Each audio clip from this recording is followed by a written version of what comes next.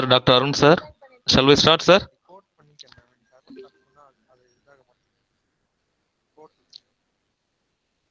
Hello, sir. Yes, sir. Sir, shall we start? Yeah, okay, sir. Okay. Sir, Manikandan, sir. Yeah. Yes, sir. Very good morning, professors. I am Manikandan from the Department of Computer Science and Engineering, Sri Krishna College of Engineering and Technology. And it's my immense pleasure in welcoming our chief guest, Dr. B. Arun Kumar, sir, from Karpagam Academy of Higher Education. And welcome you, sir. And Dr. Arun Kumar, sir, has completed his PhD research work in task optimization in hybrid clouds. And he is a renowned guide and he has guided more than 10 plus scholars. His notable projects are like dynamic handling of a network load balance and distributed like multi-constraint routing. And our chief guest, Dr. Arun Kumar sir, is also has participated in various national and international conferences, and he has presented about 30 plus papers in reputed journals, and also has he has honored with many awards. Our guest is certified with leadership and emotional intelligence, and today we are honored to have an precise person to our Atal FTP. Thank you, sir, for accepting our request, and session is over to you, sir. Yes, yes. Thank you, sir. Thank you very much, sir. Thank you, sir.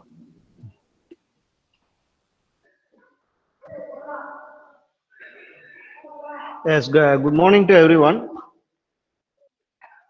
Today we will have a actually I'm going to handle about the machine learning paradigm.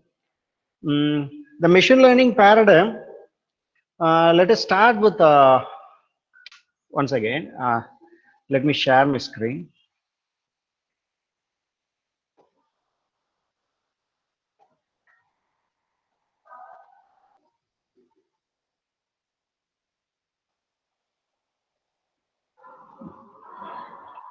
Suresh Kumar sir, is that visible?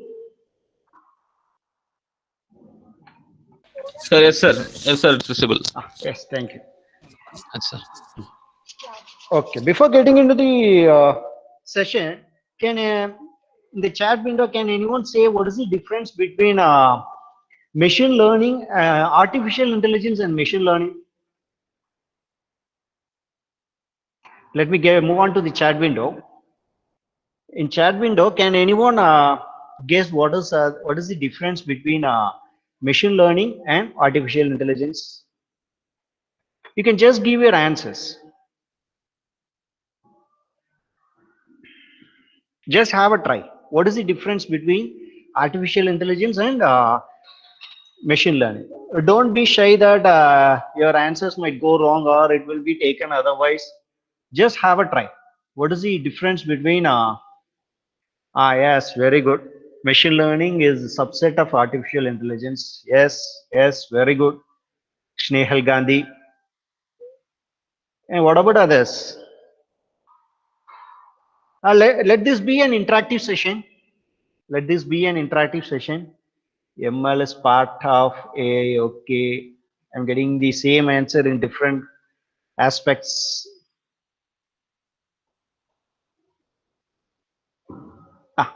Yeah, taking those two answers, let us move to the topic.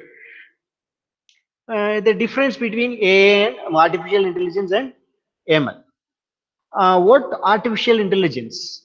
To me, that is a perception like me. It is an catalyst. It is an intelligent catalyst. To me, how I categorize this, it is an intelligent catalyst added to a machine, that need not be a computer machine, that need not be a computer system. It can be of anything. It can be of any device. It can be of any electronic device which will act like human beings, that I can categorize as artificial intelligence. And what ML is? Machine learning. If I say ML, you can mean that as machine learning. Okay, from here onwards, if I say AI, it is artificial intelligence, and if I say ML, you can mean that as machine learning. Okay, don't get confused what is ML. Okay, and ML is it is a part of your answer. It is a subset of artificial intelligence. It is a subset of artificial intelligence, or it is a part of artificial intelligence. Okay.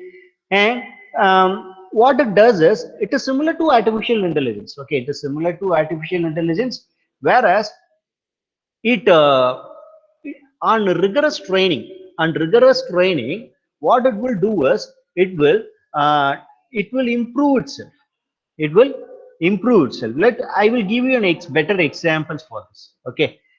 So far what you must know is artificial intelligence as in it is an intelligent catalyst. It is an intelligence catalyst which is added or which is embedded to a machine which will act like human beings. And what is ML? ML is part of artificial intelligence, and with enough data set on rigorous training, it will behave like humans. It will behave like humans, or it will be used where places humans cannot be used.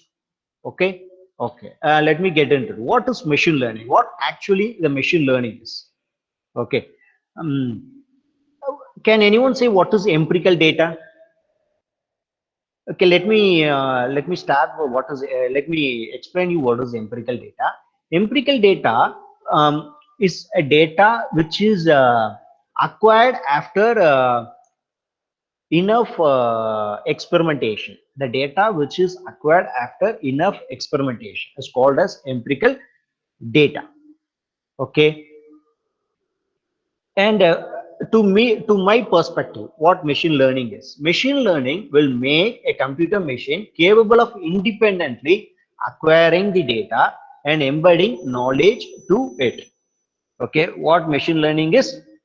It is capable of acquiring knowledge independently, not dependently. What dependently is? That, say, imagine you have a chatbot. Imagine you have a chatbot like your Alexa. Alexa earlier doesn't mean that you don't have a chatbot earlier. Alexa now it is getting familiar. So imagine you have a chatbot like Alexa in Amazon, that you have set of questions loaded into Alexa.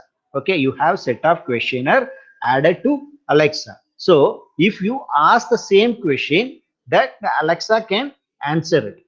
Clear? That Alexa can answer it. So if you ask a question that is not embedded in Alexa, what Alexa will do? It will search on. Now what Alexa has embedded it directly gets into Google and fetches you the answer. So imagine that it doesn't have a Google embedded in it. What it will do? It will not able to answer your query.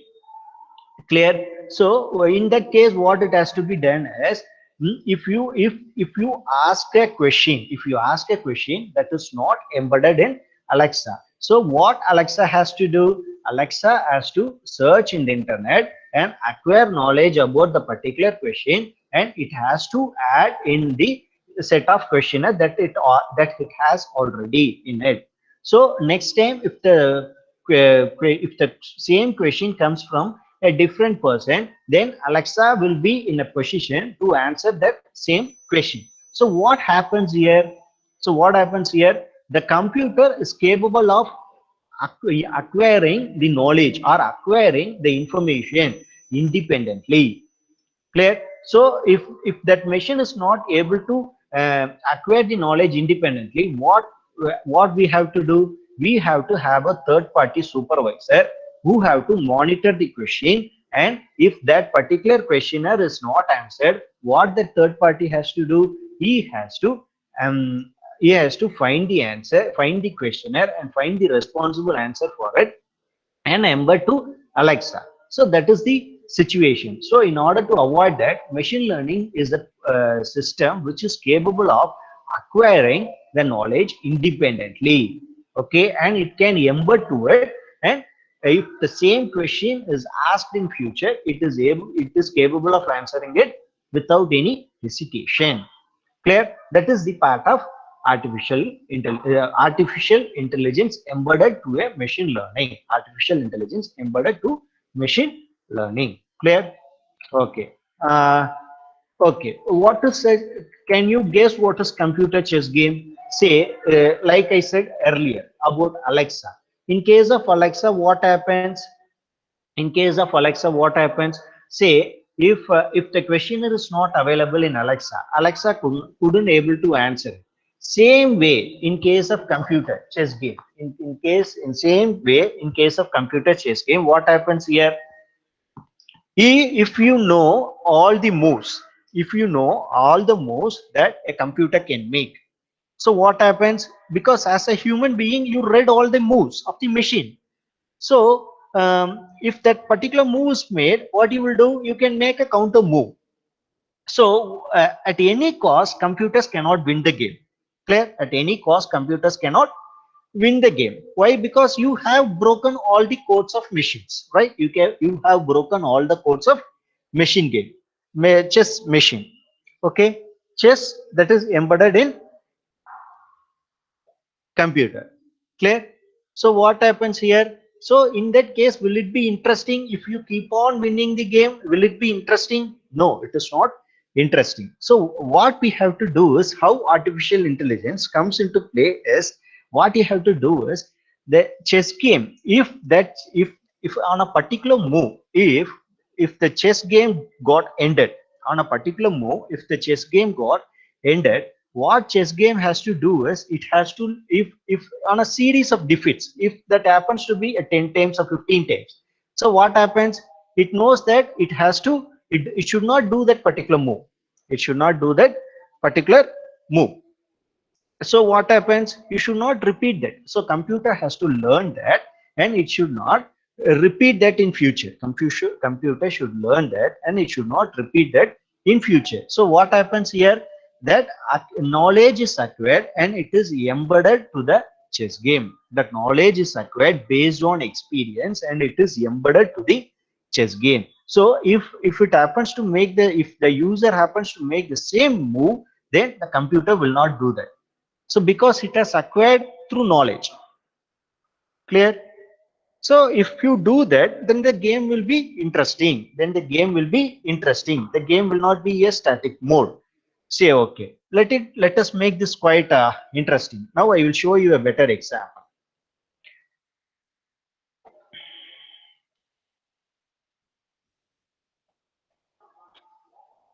Please watch this video. I hope everyone is watching this video.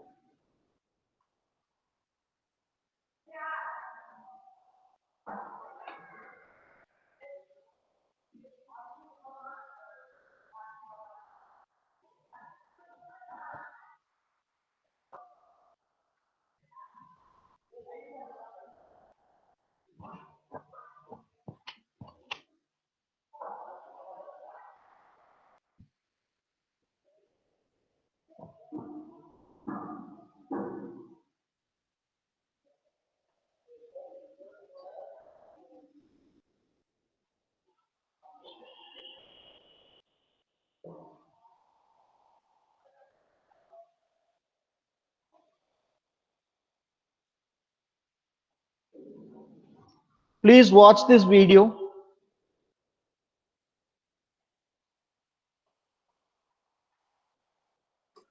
Yes, sir. Watching, sir. Yes, yes, yes.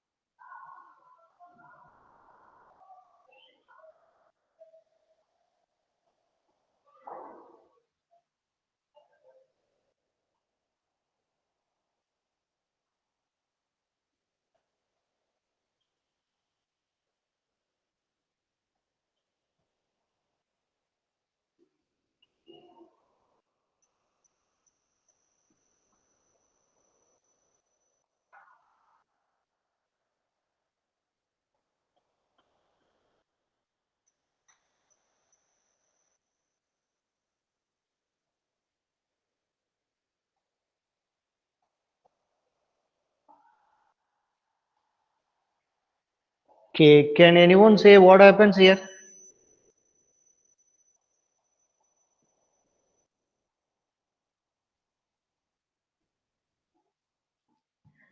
Yes.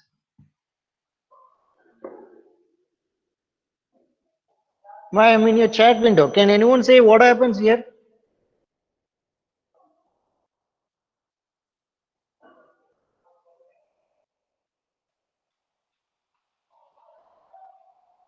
No driver.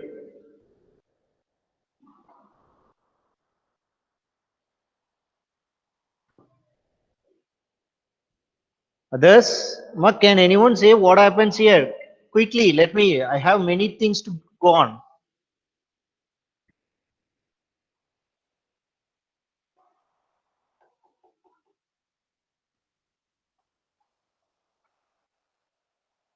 Towards a vehicle. Yes, yes. Krishna Kumari, you're out of the topic. Others?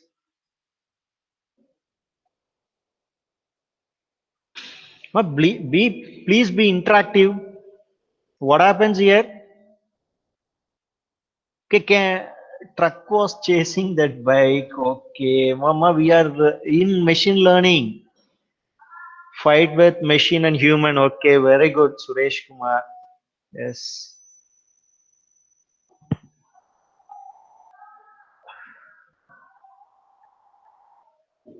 I think no one has watched this movie. Huh? That is the problem, I think. Hmm? Right? I think no one has watched this movie. Okay, Srinivasan, very good. To safeguard the child, the robot predicting the obstacle and clearing the way. Yes, you are predicting only the obstacles, right? Then, is there any other interesting answer? Safeguarding child is right. Safeguarding the child is right. Okay. Is there any other answer? Interesting answer?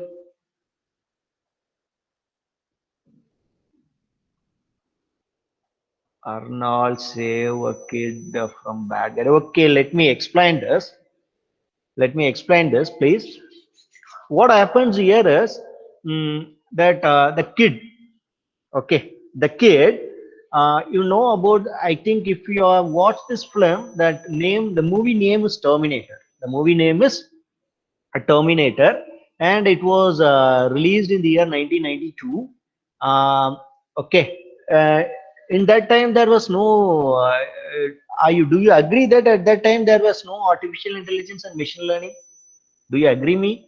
Do you agree with me? At that time there was no artificial intelligence or machine learning. No, yes, very good. It was there. Okay, artificial intelligence and machine learning is not a new topic. Okay, it has gained its advantage. It has gained its advantage. Clear? It has gained its advantage right now because of the language that we have used, Python or R programming or whatever it is. Okay, once again.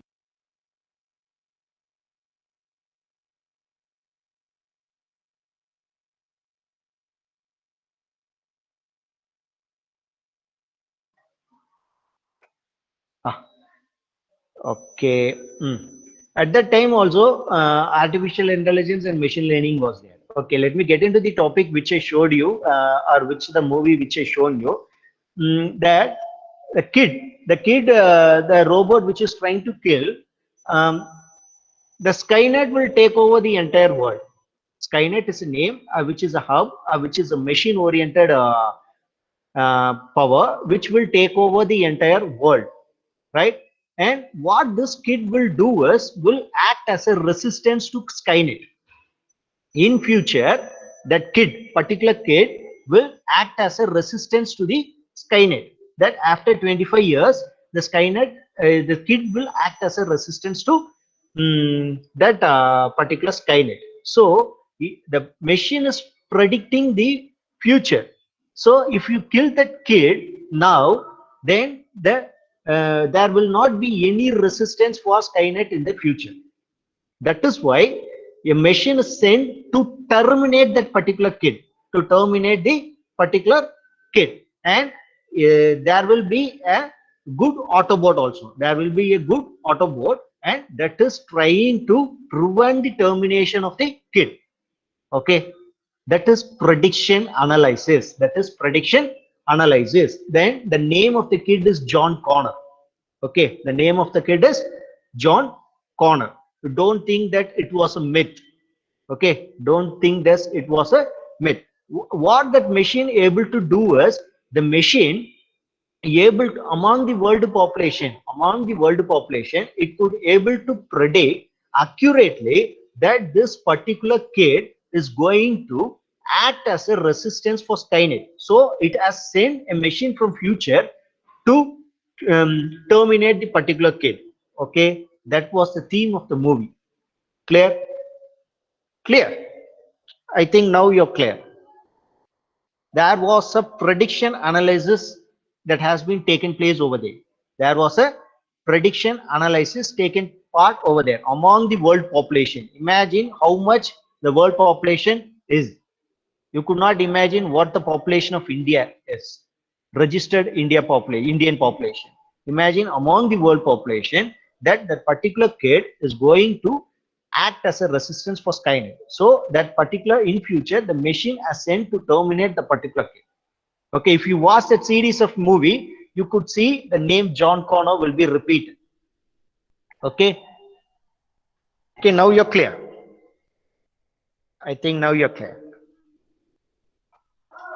And the same thing. Okay, and the same thing. What you can do is, you can use that for astrology also. You can use that for astrology also. Clear? You can use that for astrology in predicting what the future is. The astrology, it is mere calculation, or it is mere future prediction. So what you can do is, you can use it for predicting what happens next. And it can also be used in variety of applications. Okay, and one interesting application is astrology. Okay, and one of the renowned professor that is he is making a book on it. So if it goes success, you can get that book too. Okay, on astrology. Okay, artificial intelligence is applied in astrology also. If you smile also, it doesn't matter. It is part of AI, artificial intelligence and machine learning. Okay. Okay, let us get into what is machine learning paradigm. And the machine learning paradigm is divided into three types. One is supervised learning, and another one is unsupervised learning, and third one is reinforcement learning. Okay, one is supervised, and another one is unsupervised, and third one is reinforcement learning. Okay, first let us see now how to model a ML, how to model a machine learning. You will have set of input samples. You will have set of input samples, and that input samples is fed to training machine. That input samples are fed to training machines. A series of training, the machine will be able to learn that.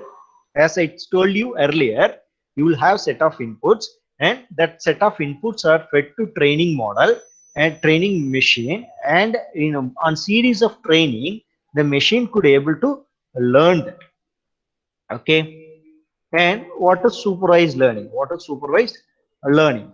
And in supervised learning, the algorithm will have a input.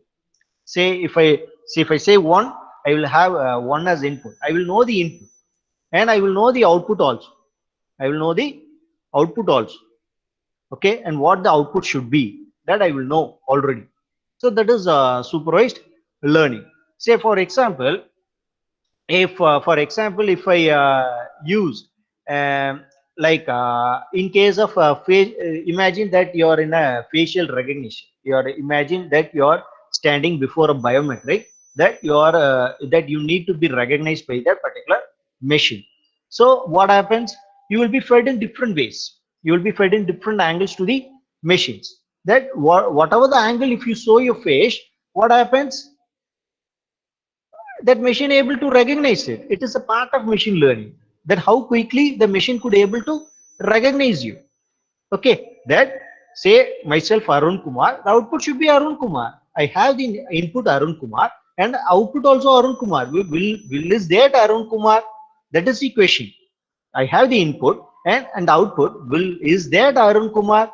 Yes, on series of checking, it will say that is that Arun Kumar, like that it will say. Okay, see, once the machine learning is trained, then if the same input is given in whatever the pattern, then the machine learning algorithm will predict the desired output. Clear? That is the use of supervised learning.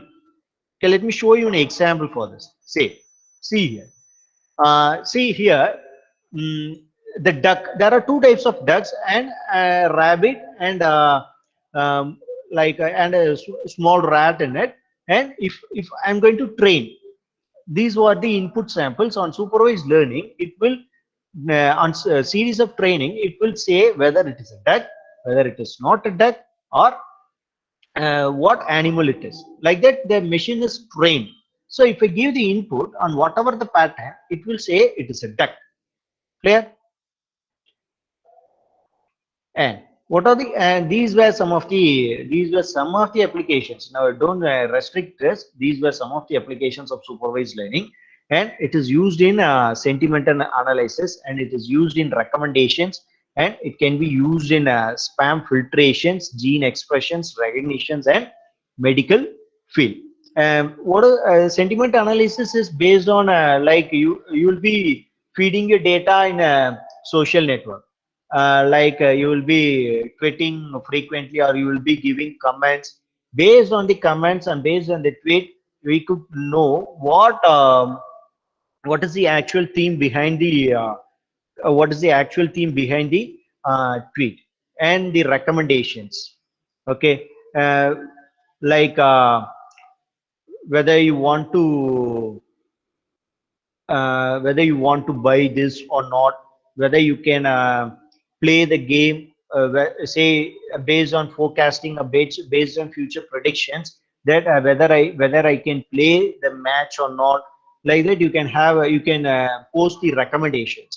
And next is spam filtrations, and based on supervised learning, what you can do is you can filter it efficiently. Okay, and next is gene expressions. Here, what you can do is, based on this, you will have a model in the, this is quite interesting, gene expressions. You will have an image. From that image, you can segregate some of the fault or default cells that is available, so it can be used for diagnosing many diseases, like that, and it can be used for recognitions, and it is widely used in many medical fields.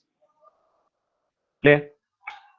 And what unsupervised learning is, and you will have an input, but you will not know what the output is. Clear? You will have an input, and you will not know what the output is. Okay, and what is the need for unsupervised learning? There can be a questions, like if you want to have that, you need to put that, if you want to do a classifications, like you want to do a classifications, in that case you can blindly go for unsupervised learning. Clear? If you want to do some classifications or clustering, in that case what you can do is you can blindly stick on to unsupervised learning. Clear? See here, it will not, though it cannot predict the output, it will predict the output. Okay, if it could not predict the output also, it will say that into which if you have some categories, or if you have some clusters, or if you have some classifications, it will clearly say to which classifications, or which cluster, or which group that particular input should fall into for the desired output. Like that, it will say, it will cluster the given input. Clear? Or it will make the input to fall into a particular cluster or classifications. Like, clear? Here, see, you here, you will not see, you have a duck, and you have a rabbit, and you have a small rat in it. And see here, the ducks are classified in one category, and the rabbit, there is no other rabbit here, so rabbit is classified as another independent category, and another rat is classified in another independent category. Like that, you can cluster it. Okay, and applications of unsupervised learning, as I told you earlier, you can, that if you want to cluster it, or if you want to classify it, So what you can do is you can blindly go for unsupervised learning, and it can be used for pattern matching. Like this is an better example. Like if you able to use a e-commerce site, that if you are frequently using an e-commerce site, or if you see that if I'm using that, I used to solve mobiles, or if I frequently used to search for shoes. So what happens, the same thing will appear on another social media, that is either in Facebook, or if I are logged in, and if I happen to see any sites that is linked with social network, I could see the same recommendations. I could see same recommendations there also. So in that case also you can use unsupervised learning, and it can be very helpful in finding the fraudulent detections. Say if there are a set of people who are trying to avail a loan, you can clearly classify them, who are eligible and who are not eligible for applying the loan. Like that you can clearly classify, and you can find easily who the fraudulent persons are. Okay. And the third one is reinforcement learning. It is quite interesting. Okay, it is quite interesting. What happens is, hello, yes, if you have any query you can ask me. Hello,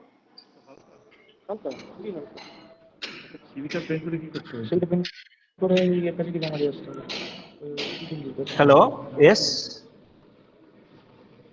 Oh, I think someone is having a query, right? Sir, participants, please mute your mic. Sir, carry on, sir. I think some. Ah, yes, yes.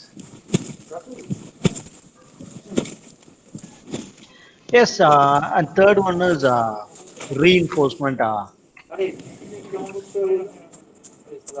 Third one is reinforcement learning.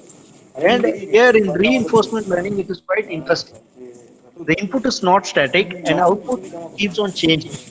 Input is also not static and output is also, you cannot predict the output. Okay. It is like a training phase. At each, like whatever the input that I give is new. See, imagine I will give you a real-time scenario. Usually, if you search in internet, you will find a dog example. You will find a dog examples. What happens if the dog is tied to a rope, and if you want to take it for a walking, what you have to do? That dog should not pull you, and dog should not run. So what you have to do? If the dog does not, if the dog behaves properly, what you will do? You will give it some reward. Okay, if the dog behaves properly, what you will do? You will give some reward. So in the same way, I will give an example. Like if I happens to have a parrot at my home, if I happens to have a parrot at home, if the parrot, if I will utter some words, I will utter some words. If the parrot happens to repeat the same word, what I will do? I will reward it with the parrot is rewarded with the train. Like in astrology also, in the roadside astrology, you could see that if the parrot able to pick up a car, what it would be, it will be rewarded with a paddy, right? So like that, each time the parrot picks up a sheep, it is rewarded. Like it is rewarded with a small paddy. So by this, what happens? The at the next time, if the parrot would automatically do, the parrot will automatically behave. By what? If it does properly, if it behaves properly, what happens? It knows that it will be rewarded. Okay, it is like trial and error method. You have to train on, keep on training, and at last you will get a perfect machine. Okay, once again. কালকে একটা ছেলে phone করেছিল UM Kolkata, আমাদের সঙ্গে স্কুলে পড়তো। তো সে বলছে, ভাই তুই কি করছিস না করছিস একটু বল। আরে ভাই আমার কিছু চাপ দিয়েছে, যদি 31শে ডিসেম্বরের মধ্যে যেভাবে করতে হবে। আমি সুকল্যাণ স্যারের সাথে কথা বলে সুকল্যাণ স্যার বলছে এখন একটা রেজিস্টার করে রাখো ইউএম কলকাতা, তারপরে যখন অন্য জায়গায় পেয়ে যাবে। বললাম যে যাদবপুরের আন্ডারে একটা স্যারের আন্ডারে কাজ করছি। আমি বললাম আচ্ছা, তো যখন পেয়ে যাবে তখন বলেছে যে ছেড়ে দিতে। ইউএম কলকাতায় পড়ায়, হ্যাঁ। ইউএম কলকাতা থেকে এমটেক করেছে, ইউএম কলকাতায় ঢুকে গেছে। মানে কতগুলো লোক আমার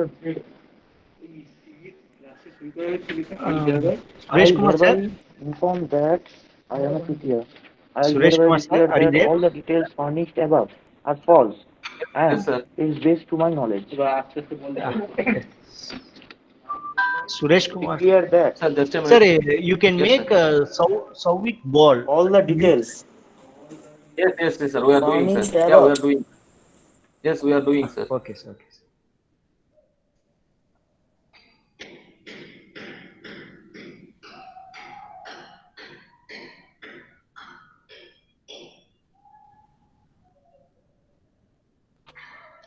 Yes, thank you, thank you.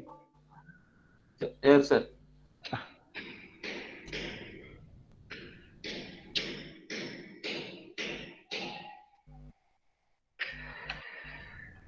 And these were some of the applications of reinforcement learning. These were some of the applications of reinforcement learning. What you can do is you can reinforcement learning can be used in automation, autonomous vehicle. Like autonomous vehicle, you cannot make it on a day. Like you say, you cannot make it on a day. Like you have an algorithm. That algorithm is embedded perfectly on a machine. Will that work? No, it won't work. Okay, it will that work? It won't work. So what you have to do, if you say it needs to go straight, it won't go straight, it will go somewhere. So on series of training, trial and error, what you have to do, you have to make the vehicle train, and then you will get a perfect vehicle, autonomous vehicle. That is what Google is trying to do. And next is industrial automations. Like if you want to say, if you want to pack it, if you want to you are designed a machine to pack it perfectly. So will that, in the first move, will that do? No, it won't do. Okay. So you have to train it, and it can be used for trading and finance also. And it can be used in natural language processing, and majority in healthcare and in engineering, and then in news, and it can be used in marketing and advertisement, as I said, told you earlier, in chess game, like game. It can be used widely in gaming. Nowadays reinforcement learning is used widely in gaming purposes. Okay, you can these were some of the applications. Okay, these were some of the applications of reinforcement learning. Okay. And while making it automate, there are many problems in automations. Okay, say you will be fixed, like you will be fixed, like the vehicle width is this much, and the vehicle length is this much, and the vehicle height is this much, that you might have fixed it. So if you want to adapt, if you want to make this algorithm to work for some other vehicle, so you cannot do it, because that you are programmed to work only for the particular vehicle. So the adaptability and scalability of autonomous programming is a big question.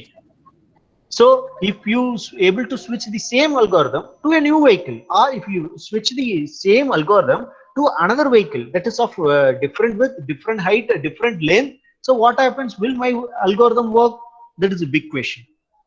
So reinforcement learning, if you able to do it in a new machine, or if you want to use the, if you want to adapt the same machine to a, if you want to use the same algorithm to a new machine, what you have to do, you have to be very precise. Otherwise the error rate will be very high. Okay, that is why. And it can also be used in healthcare also. So before getting into healthcare, you all know that what healthcare about is. You cannot take any chance in it. Okay, so you have to be very cautious in that. And if you do so, and it can work perfectly even than a human beings. And these were some of the common supervised learning algorithm.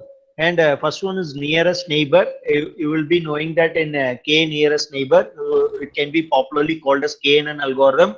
And next one is Navy base, and Navy here is called as independent. And next one is popularly you call that as decision trees, and linear regressions, and support vector machines. Okay, these were some of the supervised learning algorithms. Okay. And what KNN means, what KNN really is. KNN it is used to find the similarity between the new case, that is new data, and the available case, that is available data.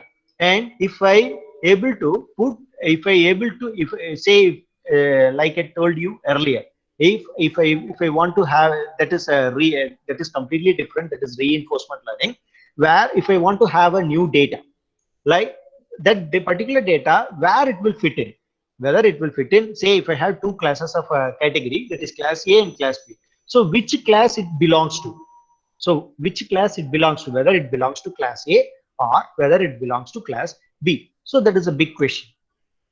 So here KNN is used to deal whether the new data, that is whether the arriving data, where to fit in my arriving data. That is a big question. Okay, the KLN at the training phase just stores the data, and when it gets a new data, it classifies the data into category that is much similar to new data. Then how, and it can also be called as lazy learner algorithm. It can also be called as lazy learner algorithm. Clear? And let me and it is used in Euclidean once again.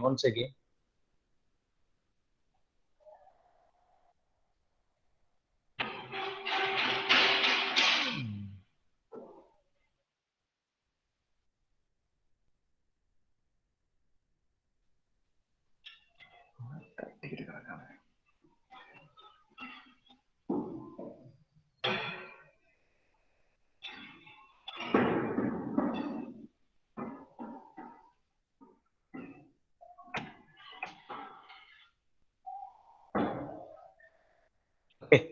And for by using by calculating the Euclidean distance between the two categories, say here before applying KN, that this is the new data, whether it has to be fed into category B or it has to be fed into category A. So now I need to analyze, or I need to train my algorithm where my data should fall in.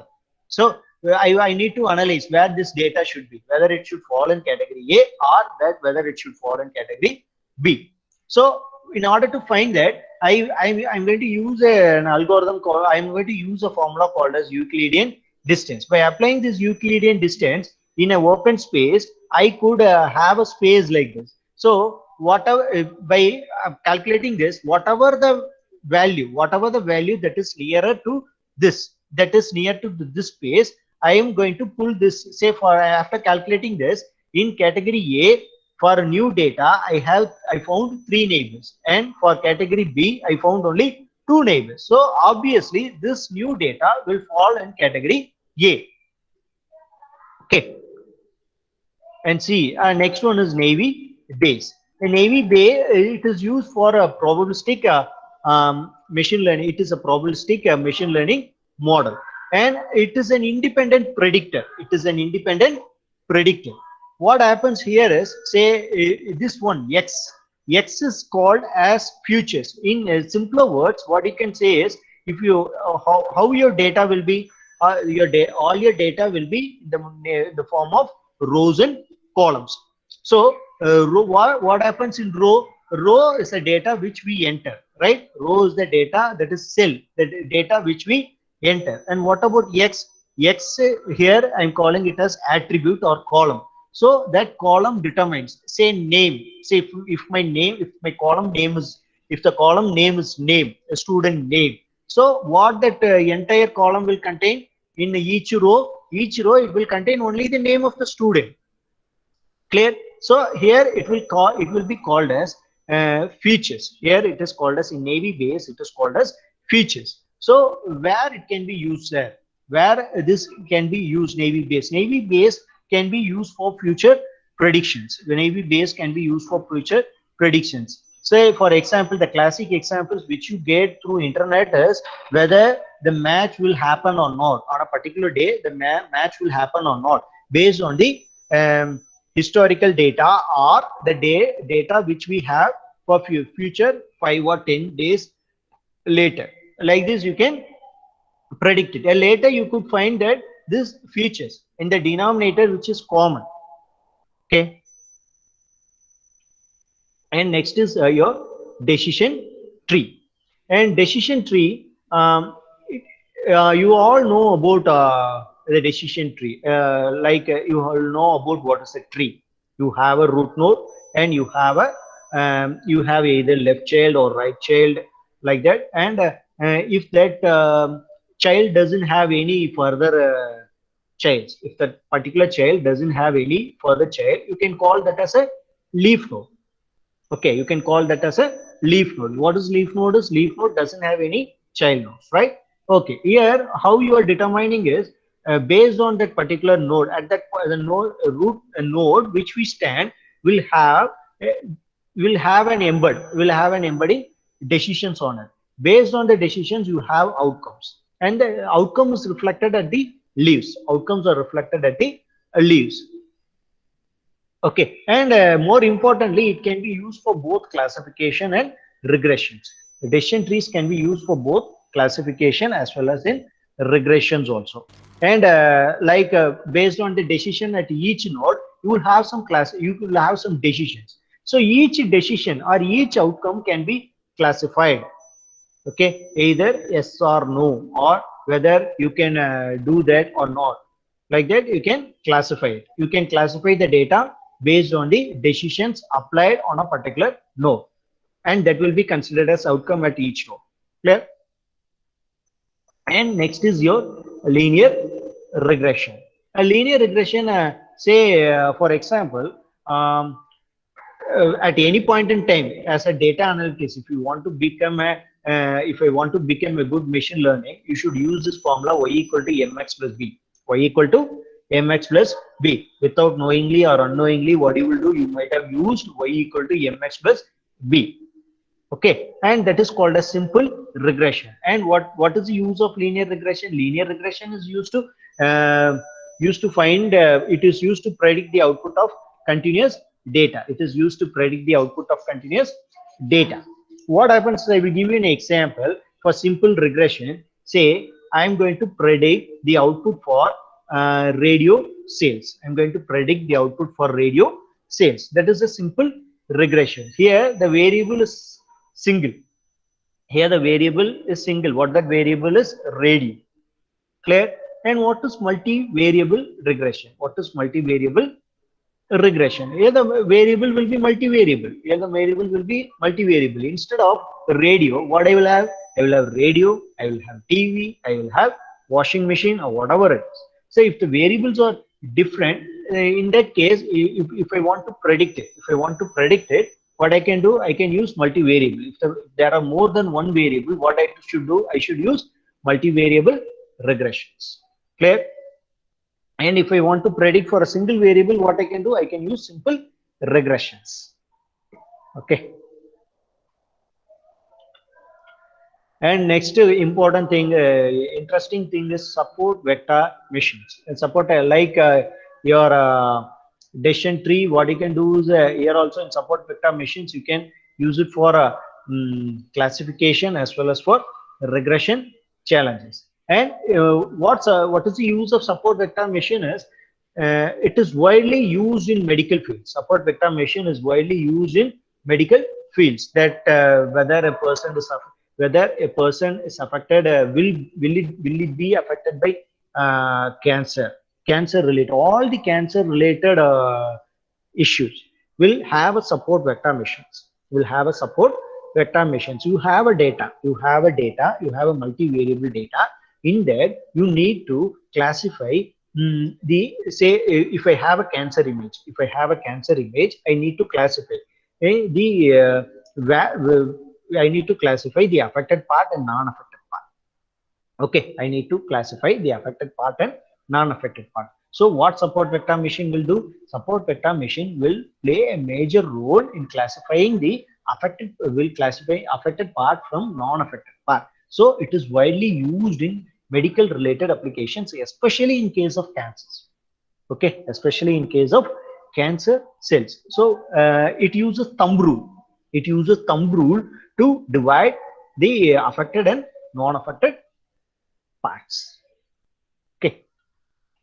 And next is some common unsupervised learning algorithms. And here it is the algorithms were hierarchical clustering, and next is K means clustering, and K that is K nearest neighbor. This we have seen earlier in supervised learning. And next one is principal component analysis, and next one is singular value decomposition and independent component analysis.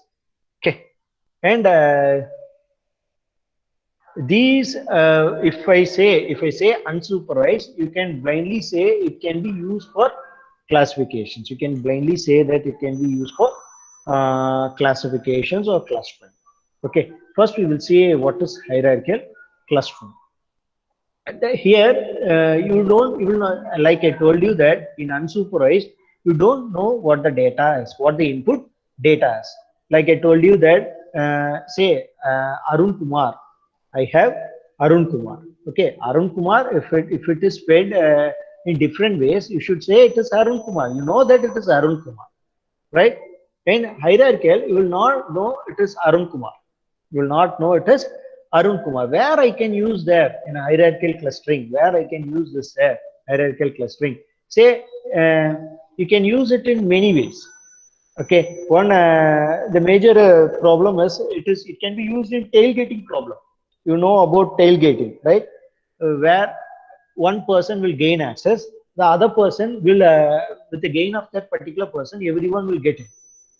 So it is not a big issue for a education institution. It is not a big issue, right? Say in case if that same problem happens in a like in a research area or research scientist, scientific computing places, what happens? It is a major issue because a non permissible person or non-accessible person will get into the situations with the gain access of a legal person. So that cannot be permitted or permissible. Okay. So here, in case of unlabeled data points having similar characters, agglomeratic hierarchical algorithms. Here in hierarchical clustering, it can be used.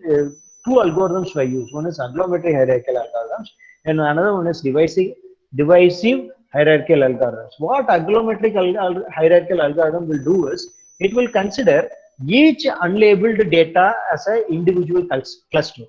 Say if I have 100 inputs, 100 unlabeled data, 100 clusters are available. 100 cluster will be available. After knowing the relationship between each unlabeled data, I will form a cluster. Initially, if I have 100 unlabeled data, what I will have? I will have 100 clusters.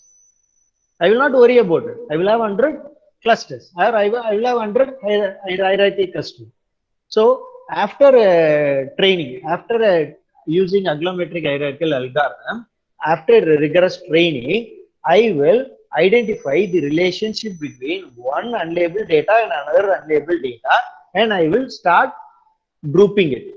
So at last, what I will have enough grouping. I will not have 100 clusters. I will end up in either 2 or 3 or 4 or maximum 5 clusters. Like that, I will group all the data. But depending upon the unlabeled data, say if I say I have 5 dogs, 3 cats. Okay, I have 5 dogs, 3 cats, 2 parrots, and one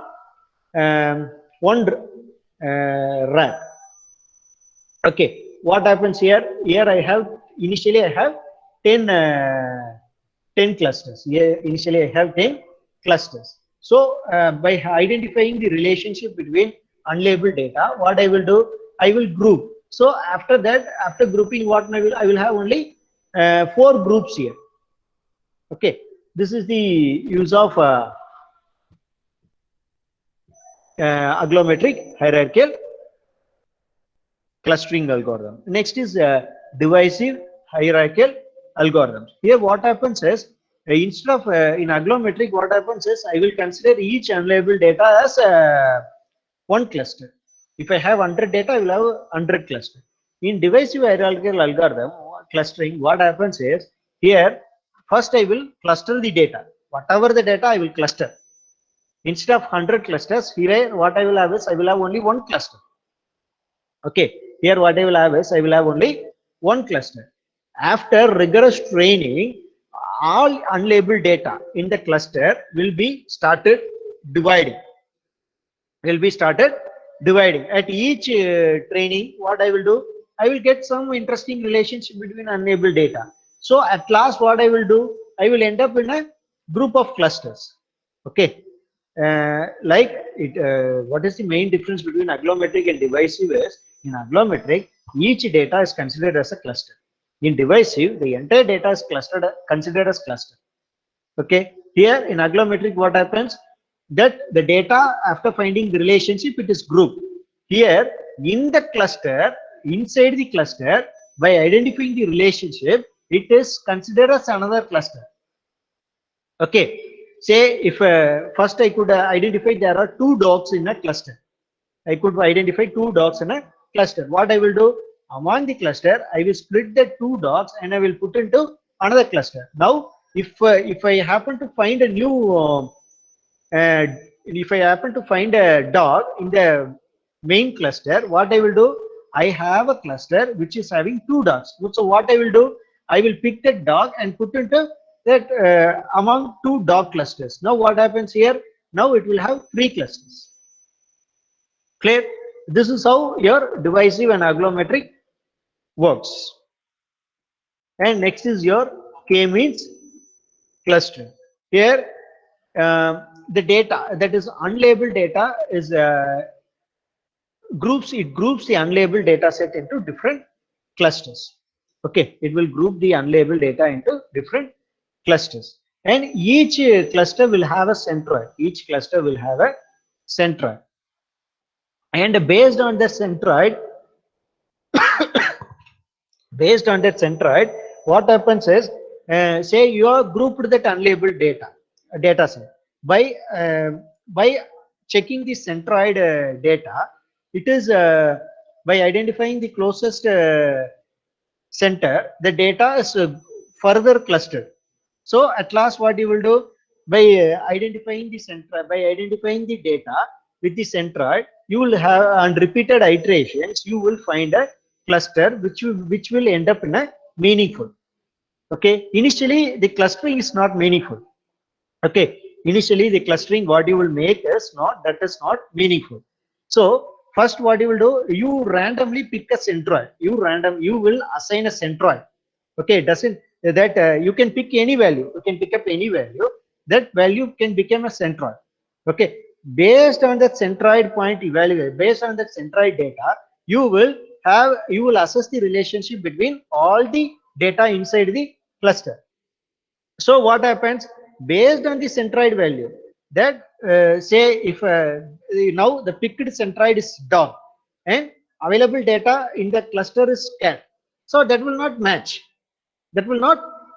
So that cat is pulled out of the cluster and it is put in another cluster.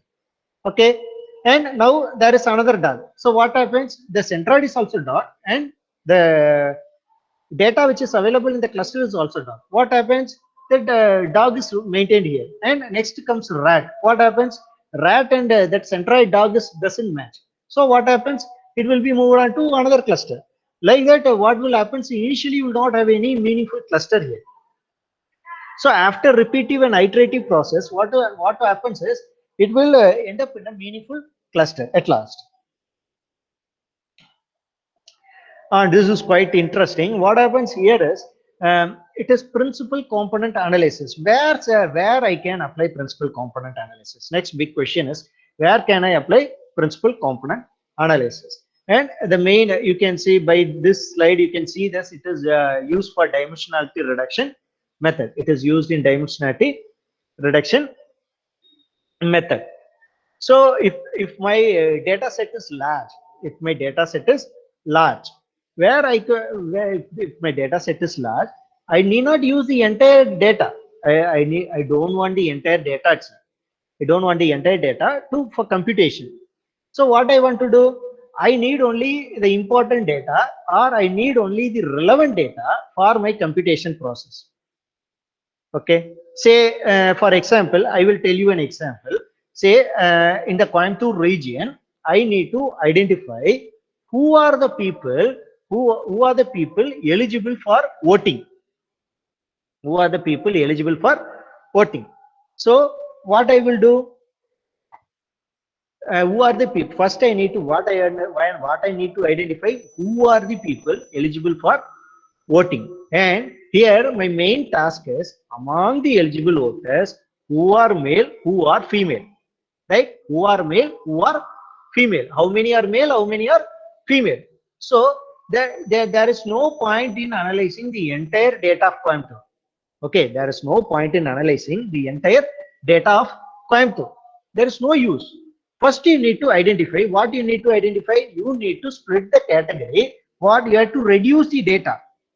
What reduction you are going to do? You are going to reduce. You are going to reduce, or you are going to eliminate the people whose age is below 18. Whose age is below 18. So what happens here by applying this logic? What happens here? The majority of the people below age 18 or some minority of the people below 18 are reduced. So you will have a set of data who are eligible, that is greater than 18 or within your hand.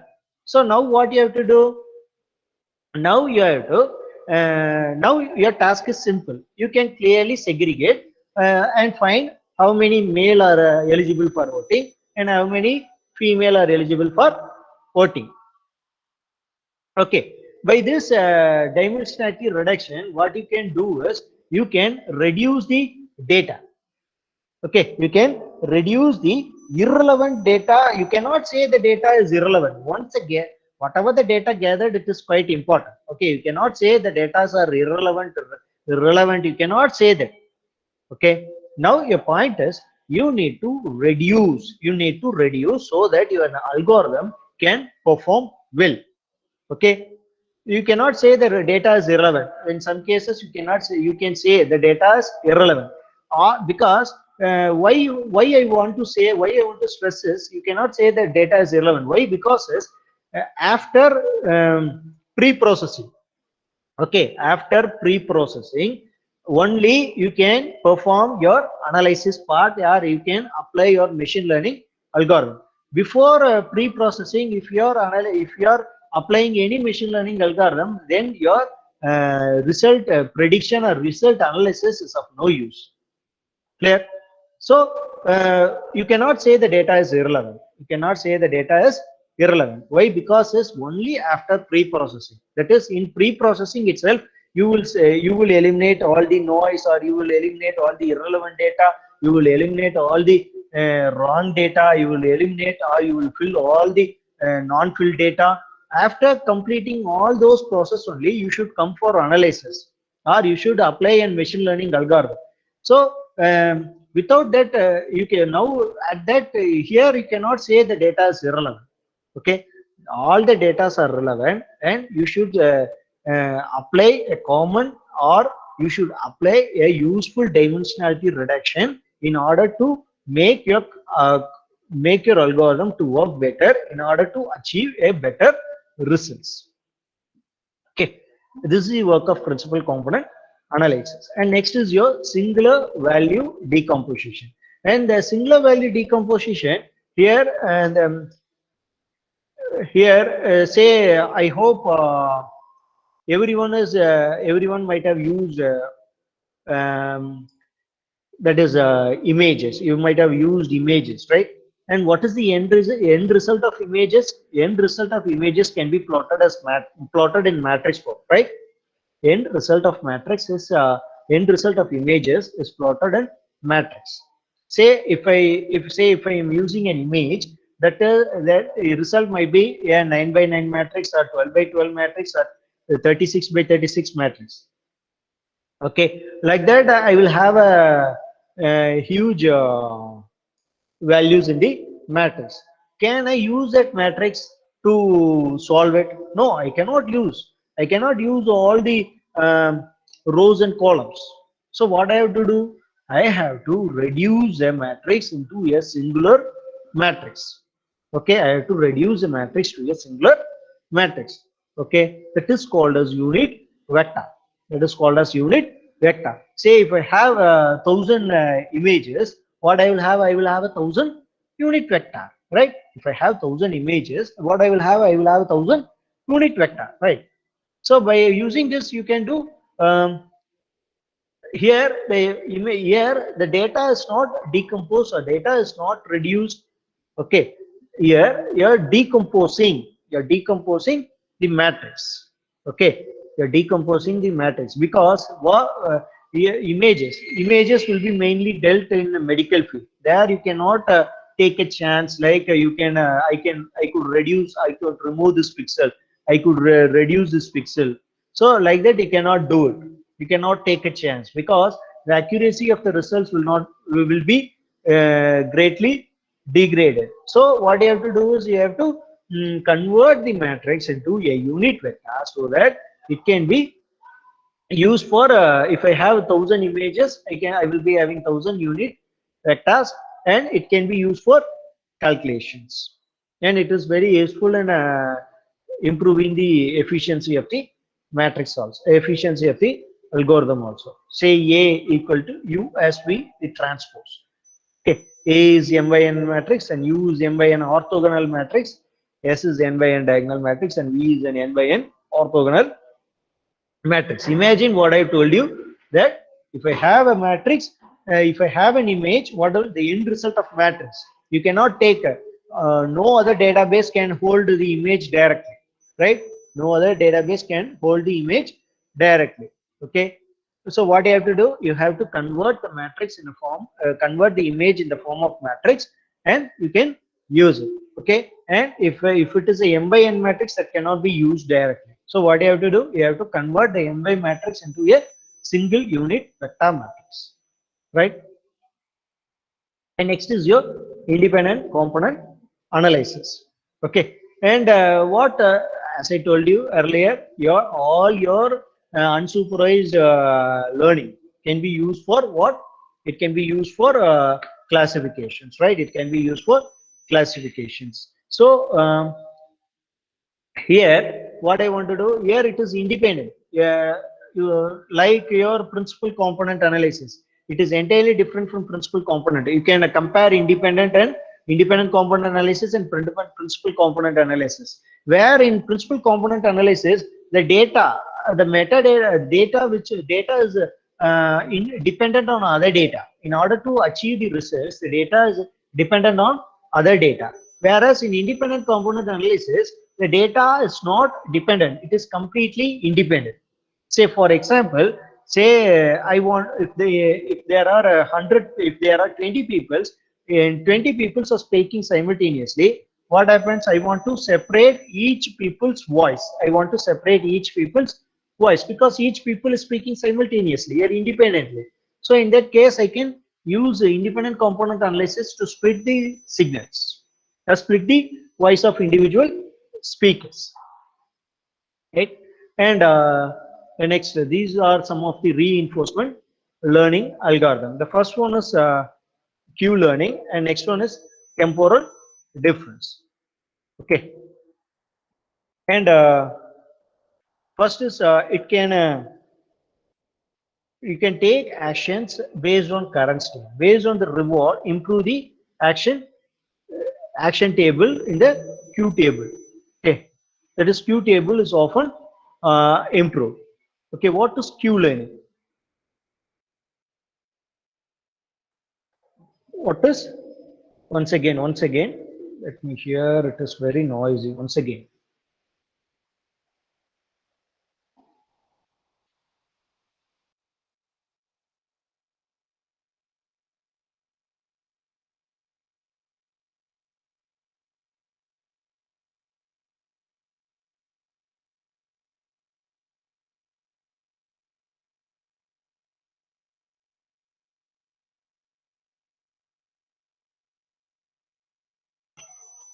Ah, yes.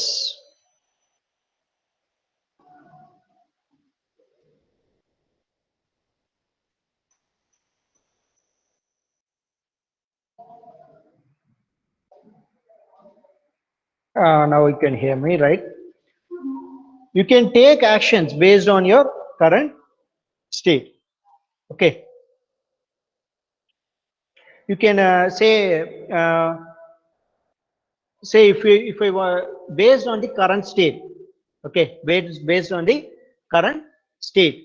Like you cannot like supervised and unsupervised learning, you cannot use your previous experiences, or you cannot use your trained data to predict your output.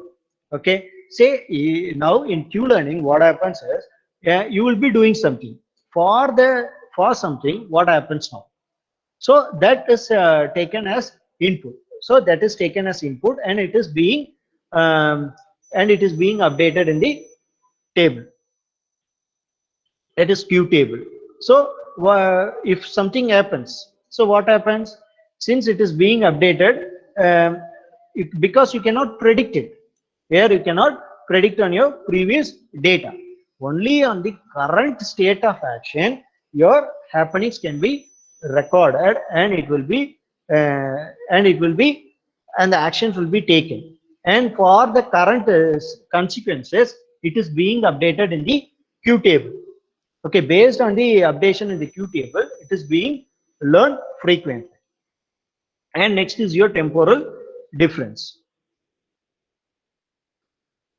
Say your temporal difference, it is a blend of Monte Carlo method and dynamic programming. Okay, and say for I will give you an example, like we will be conducting CAS, right? And only after consecutive CAS you will be like only after consecutive CAS you will have end semester examinations. So if a particular person takes up a CAA, that is continuous internal assessment. So what happens if the particular person takes up internal? You must say him whether you are pass or fail, like whether you pass or fail. So that pass or fail is reward. Okay, that pass or fail is reward. So what happens here? It is a continuous process, right? It is a continuous process. After the first CAA, he has to take up on second CAA, right? In second CAA also you will be rewarded instantly, or rewarded for time being. Only after your end semester examinations you could determine whether the particular student is pass or fail, right?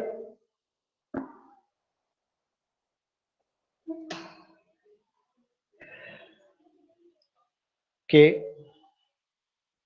If you have any queries, you can ask me. I can post in the chat window.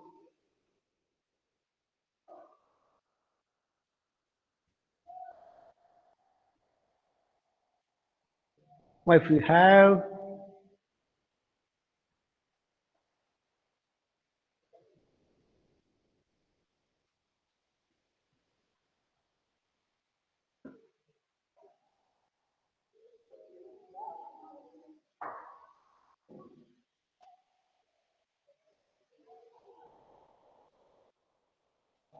yes, once again, I'm seeing your chat window. I will answer it.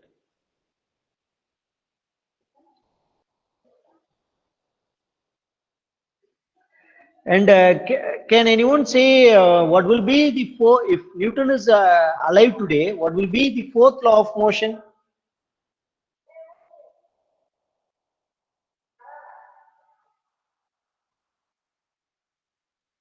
Yes, yes. But can you say what will be the fourth law of motion?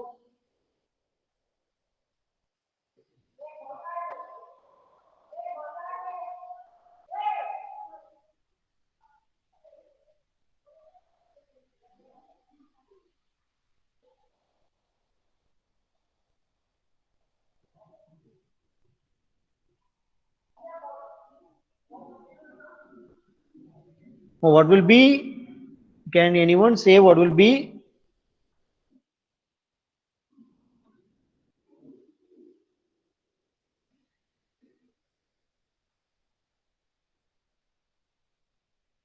Okay, very good.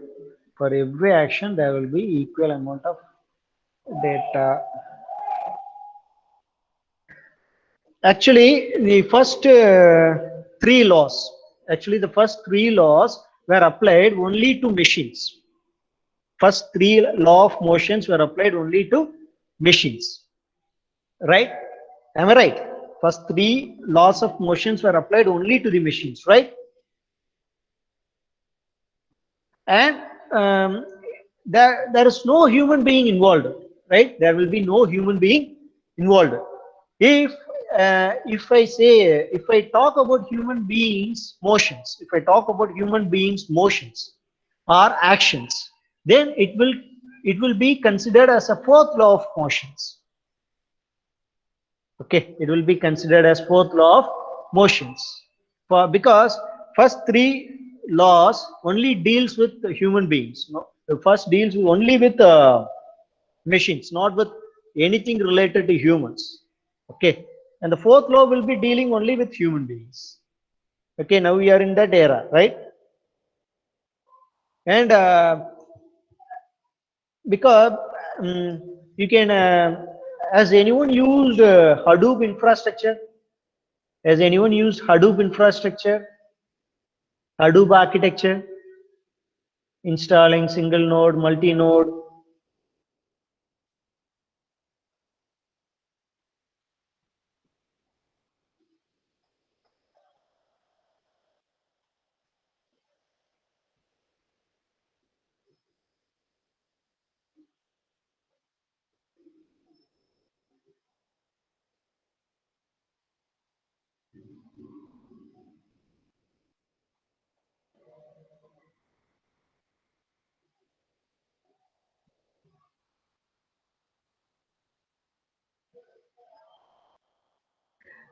Okay, okay, there are some questions, I will explain it.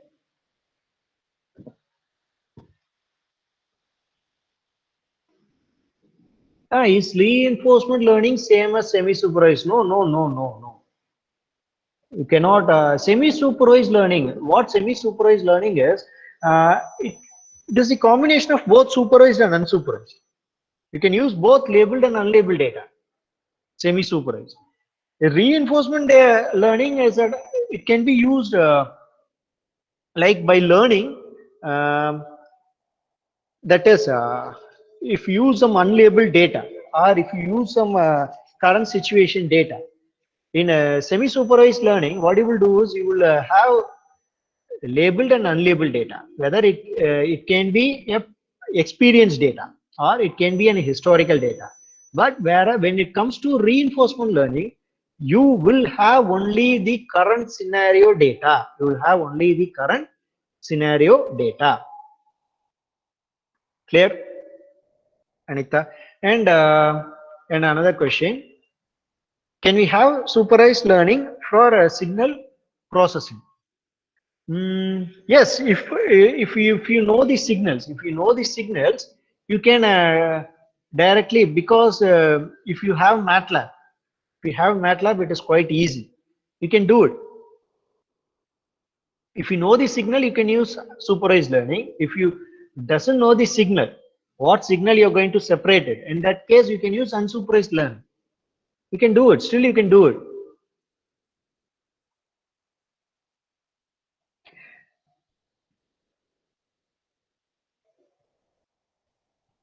And I want to tell you, like, Hadoop infrastructure, you can just have a try. First, you can have a try, like by install, whether you have a 4 GB RAM or a 8 GB RAM, doesn't matter. You can just have a try by first installing a single node and a single node cluster and a multi-node cluster in your machine. By having your virtual machine, you can try it. Don't do it in Windows system. Try to use it in Linux based environment, preferably an Ubuntu operating system. Okay, try that first. If you want to start, first try it. Okay, and more importantly, many of my UG students and PG students will come up with a prediction analysis. Will come up with a prediction analysis that I'm going to predict this. I'm going to predict this. Please be cautious, and please be kind enough to guide them by don't because there are many algorithms. Okay, there are many algorithms and there are many analytical tools which will give results just like that, which will give results just like that. I hope you are getting it. Okay, the results can be acquired quickly. Okay, but you have to depict, or you have to predict what the result is. Okay, the main task in machine learning is predicting the results. Say if I have 1,000 columns of data, and each column is filled with 1,000 entries. Imagine that I'm having 1,000 columns of data, and each column is filled with thousands of entries. Okay, in that, by if I give that in a Hadoop architecture, if I give that in a R programming or Hadoop architecture, what happens? It will give results just like that. A weak analytical tool, what will happen? It will give results just like that. You will have results, but you will not what the result is, what the result is trying to see. Okay, so what I want to have, sir, first what you have to do is you must have a strong knowledge in statistics. Okay, doesn't matter, you can have if you want to do a research in machine learning, you can since this is a cross major, you can embed, you can join, you can make use of your mathematical faculty for statistical analysis, or else you can learn on your own, okay, because there are many cases where why the people are switching between Vodafone to Airtel. Now it is VI. That is an earlier case. I'm talking about an earlier case. Why the people are switching from Vodafone to Airtel? Okay, Vodafone has given them enough data. Now you have the data, and you doesn't know why the people as you have the results. Okay, you have the results, and why the people are switched from Vodafone to Airtel, that you cannot because by applying now the tools are very efficient. By using any one of the algorithm, you could get results just like a seconds. Okay, just in seconds, but you could not say why the people has moved from Vodafone to Airtel. Okay, so for that what you need a strong statistical knowledge in order to say why the people has moved from Vodafone to Airtel. Okay, in that case you definitely need the help of statistical people, or you itself learn the statistics. Okay, then it will be quite interesting to learn further. Okay.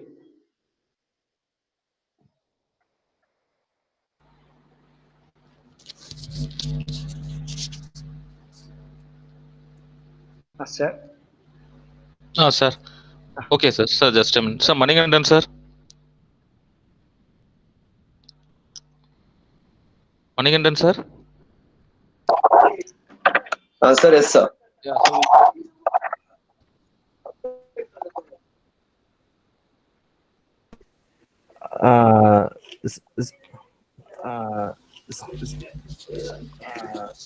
sir, echo work. ఒరే నిమిషం. ఒరే నిమిషం.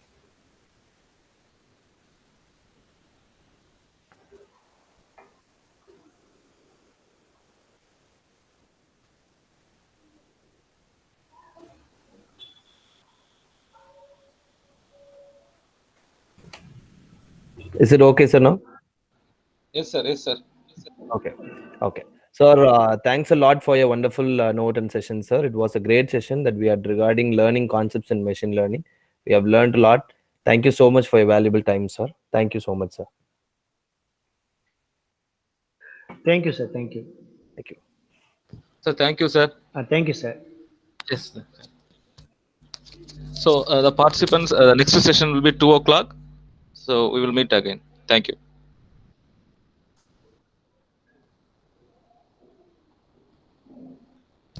Manikandan, sir. Recording stop பண்ணிடுங்க. Okay, sir.